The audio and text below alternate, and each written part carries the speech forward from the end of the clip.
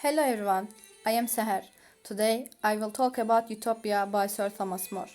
First of all, I want to say what we will learn today.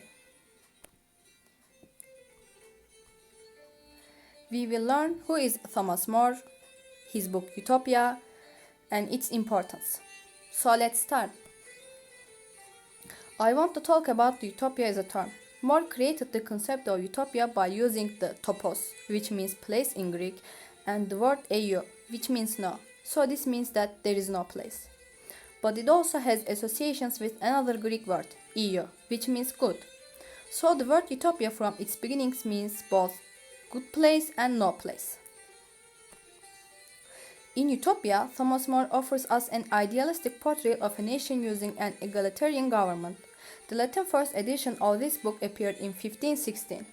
Utopia was written in the context of similar works by several other European authors, but it was More's description that gained the most attention in the centuries that followed.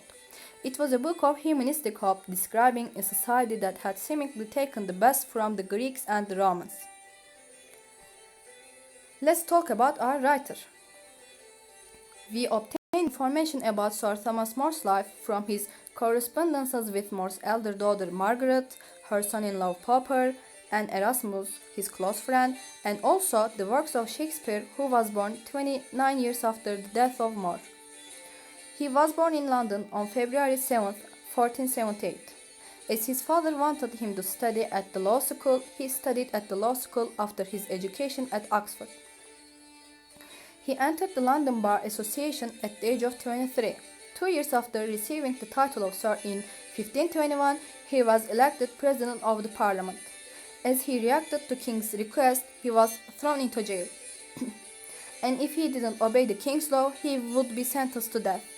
Yet, More didn't give up his insistence, despite the efforts of his family and all his close friends. He was beheaded on July 6, 1535. His friendship with the Dutch scholar Erasmus lasted over 30 years, and it was crucial to the development of his own ideas on literary studies. While More cannot be classified in any formal sense as a philosopher, it is in his writings in defense of humanism and in Utopia that he can best be seen as an exponent of ideas. Let's talk about his book. Utopia was written in two parts, first book and second book. In the first book, he takes the form of an imaginary conversation between a fictional voyager called Raphael Hitherday and a real-life civil servant Peter Giles. Their conversation includes the social ills of England. Hitherday has traveled with the real-life Americo Vespucci to the New World. And then Hitherday goes off on his own to discover the fictional island of Utopia. This book is made up of socio-political debates among More and Hitherday and Giles, centered around punishments for theft. Although first book has no chapters, second book has 9 chapters, which include explanation of how utopians do things. Country. In the second book, there is a description of the geography and geology of the country. It has 54 cities and essential farms. This country is basically agricultural. The family structure. The oldest member controls the family. Females cannot marry before the age of 18 and males 22. Before marriage, sexual intercourse is prohibited. Population planning is also important. Divorce is possible, but not common. Women have more rights and privileges. Travel. They must ask for permission to do so. All men live in full view of one another, so no one can break a rule without being noticed. Slaves. In Utopia, if someone committed a crime, despite everything, the criminals would wear gold, which is a symbol of shame. Slaves also slaughter animals to be eaten and do laborious work. War. They detest war, but when they do fight, they fight with the aim of avoiding bloodshed. Their money and gold are used in the dirty work of war. They hire mercenaries who can fight. Religion. There are many religions. People may worship many different things, yet all agree in the idea of a supreme being. There aren't many laws on the island, but one of the most important laws is the law no one can be denigrated because of his or her religion. Work. Everyone has to work in Utopia. There is no money, so no one is richer than anyone else.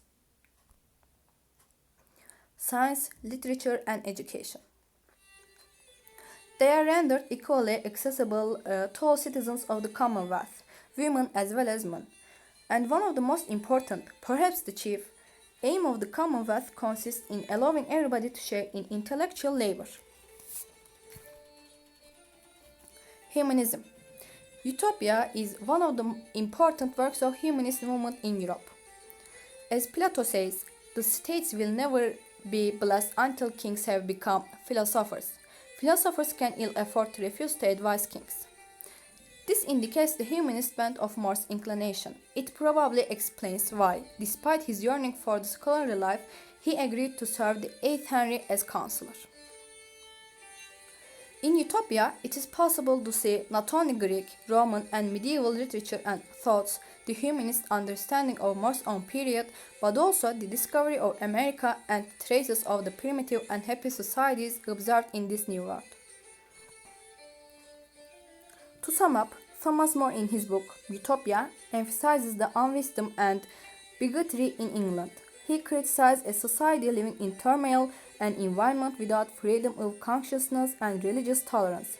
The right to education benefited only by the upper class, the order in which a small minority is rich and wealthy and the majority is poor.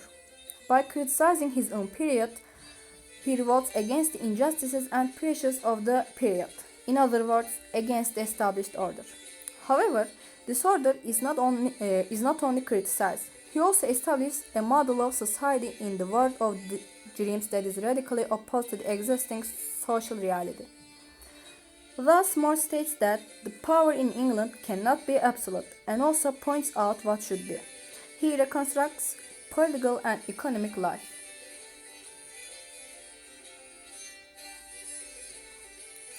Thank you for listening and watching.